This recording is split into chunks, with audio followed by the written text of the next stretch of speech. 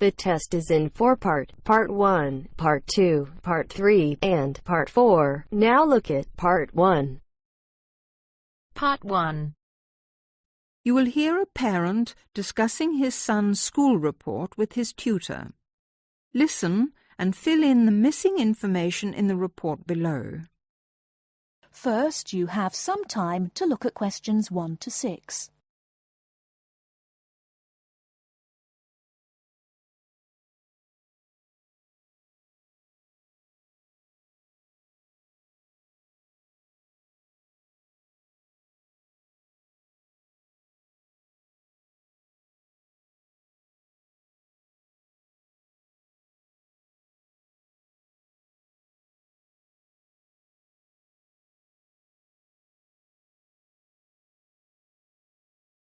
Now we shall begin. You should answer the questions as you listen, because you will not hear the recording a second time. Listen carefully and answer questions 1 to 6. Good evening, Mr. Jameson. Please sit down. Good evening. Now, about my son Stephen's report. Yes, just a minute. Yes, now, what class is he in? Oh, yes, 4E. No, 4A, isn't it? Yes, that's right. Has he improved this year, Mrs. Hargreaves? Yes, I think overall, yes. Mind you, there is still room for more improvement in some subjects. Let's see. Maths. Well, the major problem here seems to be his algebra. Apart from that, he's doing much better. Could you help him with this, Mr. Jameson? Well, to be honest, it wasn't really my best subject at school either. But the overall exam result was encouraging. 60%. Yes, and history, I seem to remember a bad report for this last year. Well, he lacks concentration in the class, and of course this makes it difficult to remember things like dates and names, and a memory is quite useful in a subject like this. Oh dear. Well, I'll have a word with him when I get home and see what we can do to improve that. And music. Music, yes. Is he still having guitar lessons? Yes, every Monday after school. His music teacher has commented that he doesn't seem to be taking them very seriously. I think it was just a craze he had, Mrs. Hargreaves. I've noticed that he hasn't been very interested in practising at home. And also, he tends to talk a lot in class. I mean, he's very talkative, and he only got 40% in the exam. Well, nobody in our family is very musical, so I don't expect him to do very well. Before you hear the rest of the conversation, you have some time to look at questions 7 to 10.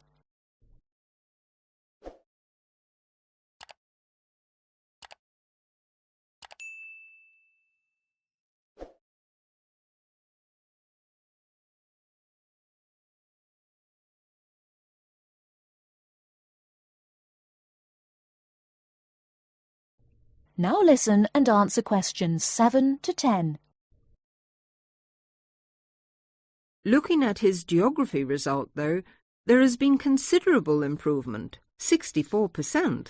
Yes, I remember him working at home a lot for some sort of project or something on... now, where was it? India, I think. No, on China. Yes. And it was an excellent piece of work. I saw it myself and was very impressed.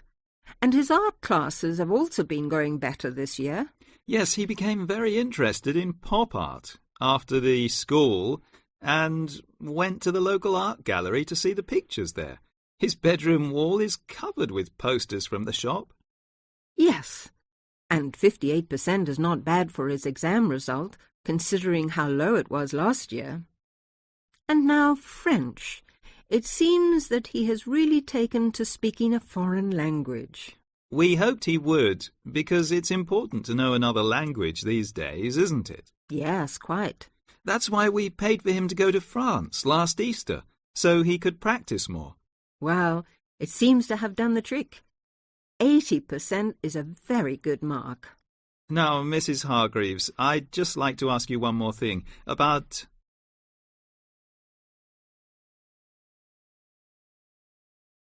That is the end of part 1. You now have half a minute to check your answers.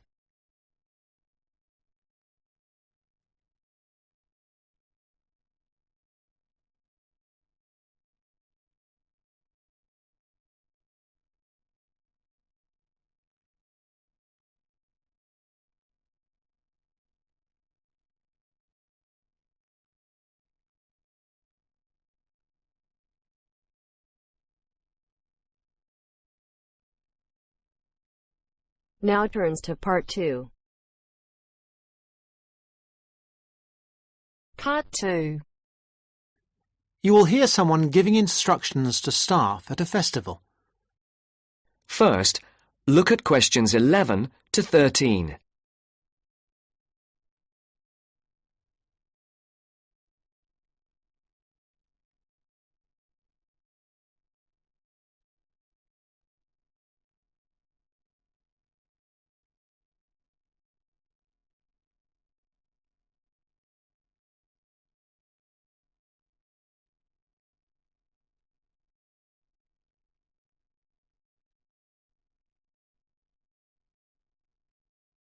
As you listen to the first part of the interview, Good morning, everybody.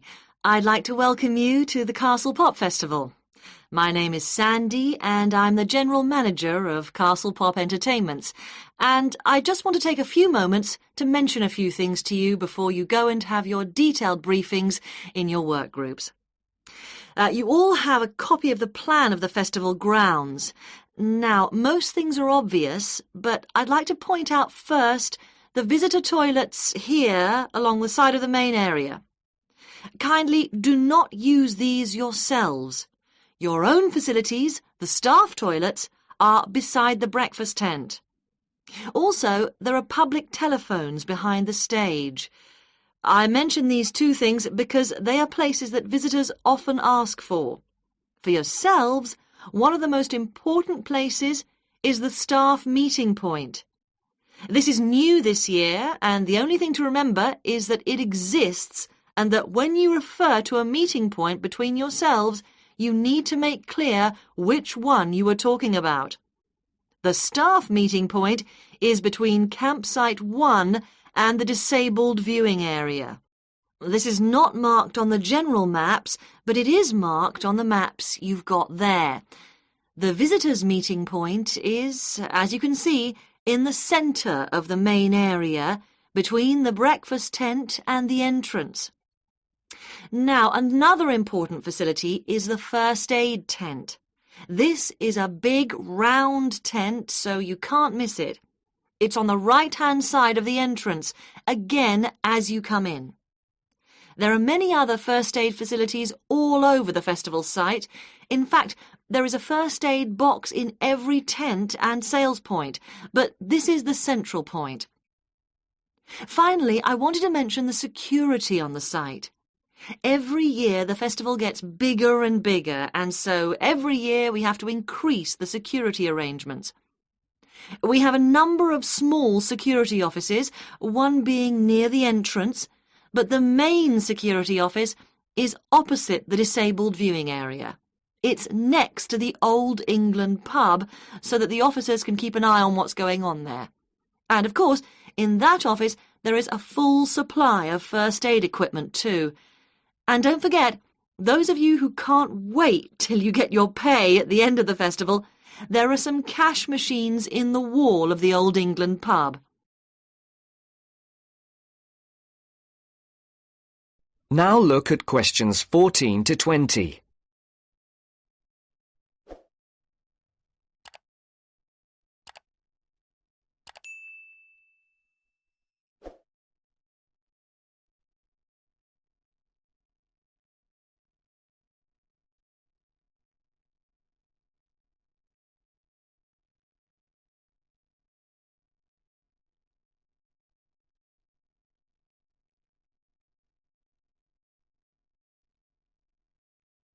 As the interview continues, complete the sentences.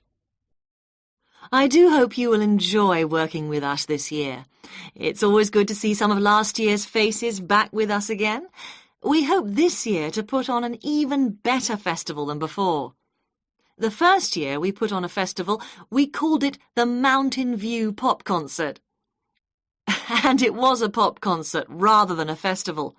We held it inside the castle, and you could see the mountains in the background. It was very small and personal. Then we held it in front of the castle, with the castle in the background, and then we started calling it the Castle Festival. Now, this year, we have moved further away into the fields. The advantage is that the castle and the mountains are both there in the distance, but we have as much space as we want in the fields. The only problem with the fields is that sheep use the fields during the spring months, and they leave little messages for us all over the place. So please be careful and encourage the visitors to be careful too. Now, it just remains for me to let you know the times of your detailed briefings, which are as follows, and I'm telling you these as they are not, I repeat, not as written down on your welcome letters. Those of you who are working on the children's zone, your meeting is at 2 p.m. in campsite 2. Those of you on the security team need to meet behind the stage at 3:15 p.m. For the people on first aid, please do not meet in the first aid tent. There will not be enough room, but meet at the entrance gates at 4 p.m. Finally, we need everybody, and I do mean everybody, on duty on Monday morning at 8 a.m. for the final clean-up. I'd like to remind you that Monday is the final day of work, not the Sunday. People not coming to the final day will lose 50% of their pay. The meeting place for that is campsite 1. Now, good luck, and let's make this the best festival ever!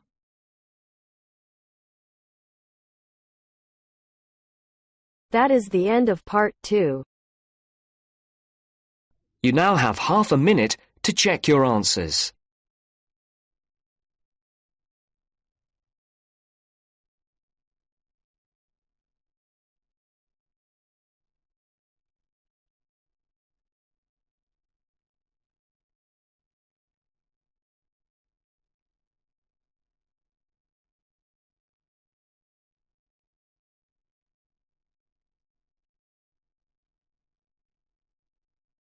Now turns to part 3.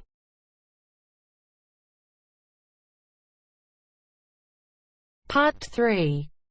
Look at this advertisement for a job. Listen to Philip and Anne talking about the job and fill in the missing words. First, you have some time to look at questions 21 to 26.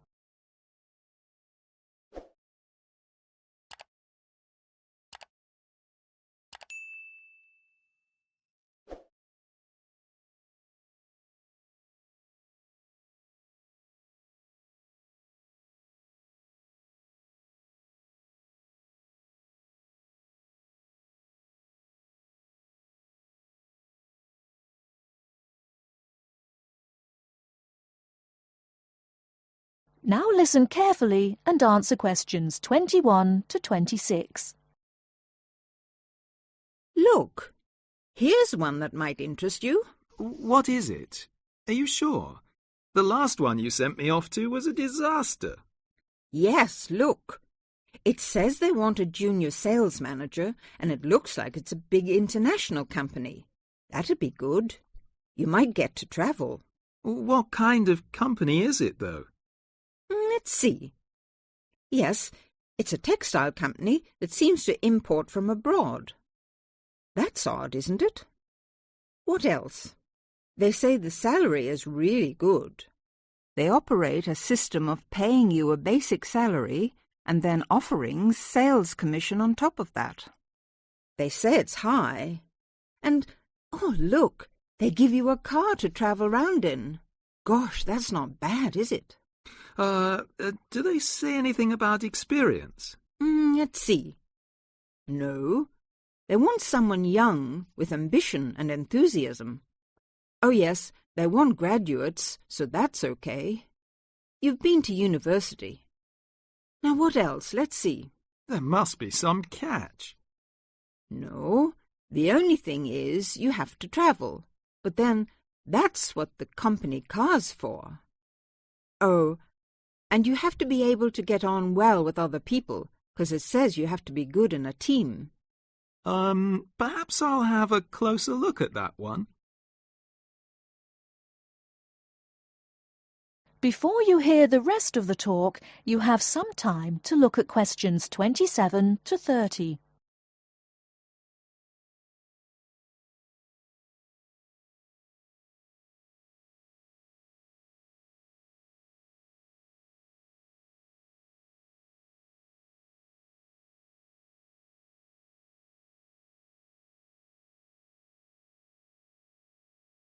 Now listen and answer questions 27 to 30.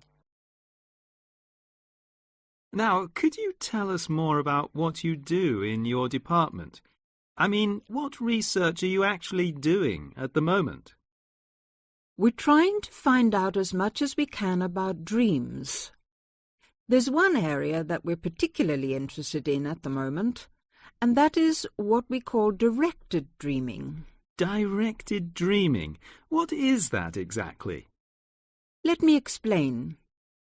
You know, sometimes, if you're having a dream and you wake up in the middle of it, you can sometimes go back to sleep again and go back to the dream. Yes.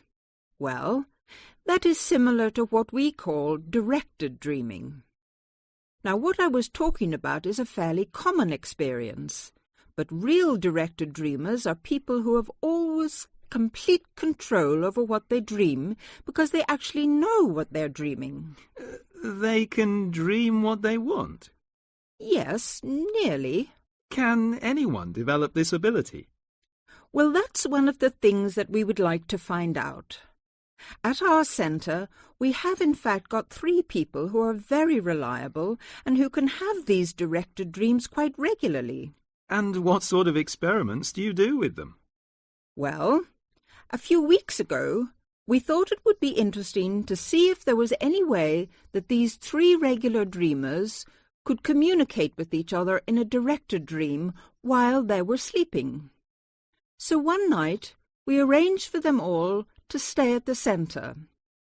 Then we asked the 3 of them, there were 2 men and a woman, we asked them all to go to a pub that they all knew quite well, down by the river, and asked them if they started dreaming to go down there and try to find each other. In the dream? Or 3 dreams? Yes. So they all went off to sleep, and the next morning we interviewed them all separately and asked them what they had seen. The 2 men had had dreams and could remember them, and they both said that they had been to the pub and had seen each other and had had a talk. But also, both of them said that they hadn't seen the woman, and we thought that was a bit odd. And then we talked to her, and she told us that she hadn't had a dream at all that night, or she couldn't remember it anyway. Fascinating. So both of the men said she hadn't appeared in their dreams, and that was because she hadn't in fact been dreaming. Yes, though of course it could just be a coincidence.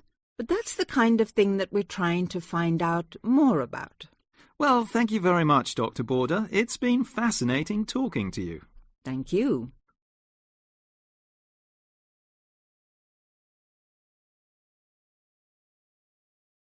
That is the end of part 3. You now have half a minute to check your answers.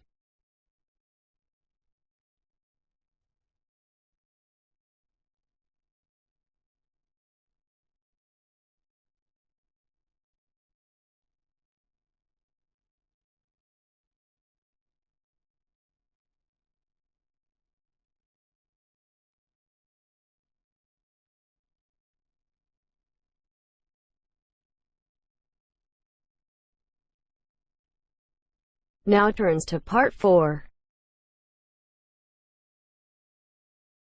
Part 4. 4.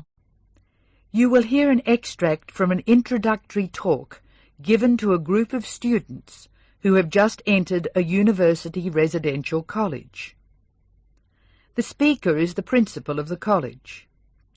Listen to what the speaker says and answer questions. First, you have some time to look at questions 31 to 40.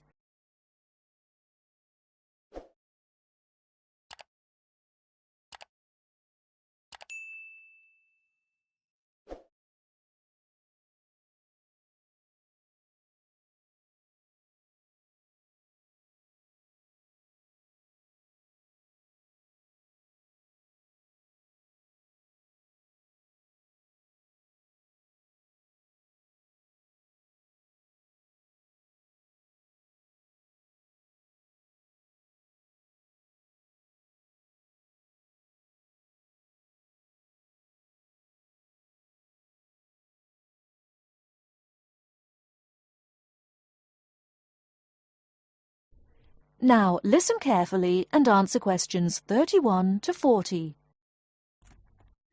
Good morning and welcome to Scholastic House. I'm delighted to see you here. It is my duty to explain to you some of the history of our college and some of the traditions which I hope you will uphold. The idea for Scholastic House was expounded by Samuel Wells in 1898. Wells was a visionary whose ideas were well ahead of his time. He wanted a college which would encourage friendship between people of different races and nationalities. Wells died in 1900 before he could see the college in action. Scholastic House finally began operating in 1903 with 10 students. Those students came from Asia, Europe and the Americas. At that time, Scholastic House accepted only male students, although it has been co-educational since 1963. 9 of these foundation students went on to lead illustrious lives. The only exception died tragically on his way home from Scholastic House to Sarawak. He had only recently graduated with an honours degree in law, and he was robbed of a brilliant future. The other 9 students, as I said, led very fulfilling lives. 3 became political leaders, 3 became doctors. Perhaps the most famous graduate became a university teacher and was responsible for the introduction of modern teaching training methods in his country. 2 of the original group became senior engineers and went on to deeply influence the way the water systems of their country were exploited. The college ran into hard times during the period of the Great War, 1914 to 1918, when the charter of the college was interpreted to mean that neither students nor staff could take part in the war effort. Many people felt that this indicated a lack of national spirit, and the walls of the college were frequently marked with graffiti. Meantime, outside the college, tens of thousands of young men went away to fight in Europe, never to return. The college was building a reputation for learning and for tolerance of opposing views. Scholastic House debate and discussion nights were open to the public in 1927 and have been available to anyone who wishes to attend ever since. It is a proud tradition of the college that any view may be expressed, provided that it can be defended intellectually. Over the years, topics which were controversial at the time have been discussed and debated. Why should we do this? The publicity we receive is often sensational, and there is no joy in encouraging argument for its own sake. In fact, that sort of discussion just increases tension. The only legitimate reason for our behaviour is that it casts light upon the topic in question and informs the debate. And controversial topics are the ones which most need informed attention. As the world forges ahead, we often find our scientists have outstripped our philosophers. We frequently develop scientific marvels without realizing their full implications. Nowhere is this more obvious than in medicine. I wish you every joy in your time here, and I hope that I will hear much well-informed debate from you.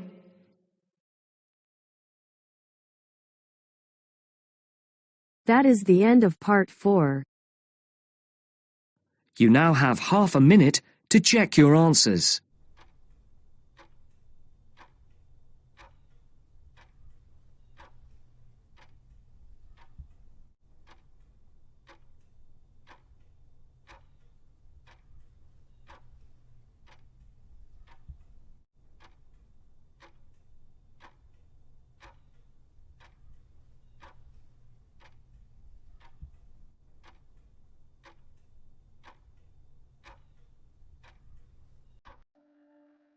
That is the end of the listening test. In the IELTS test, you will now have 10 minutes to transfer your answers to the answer sheet.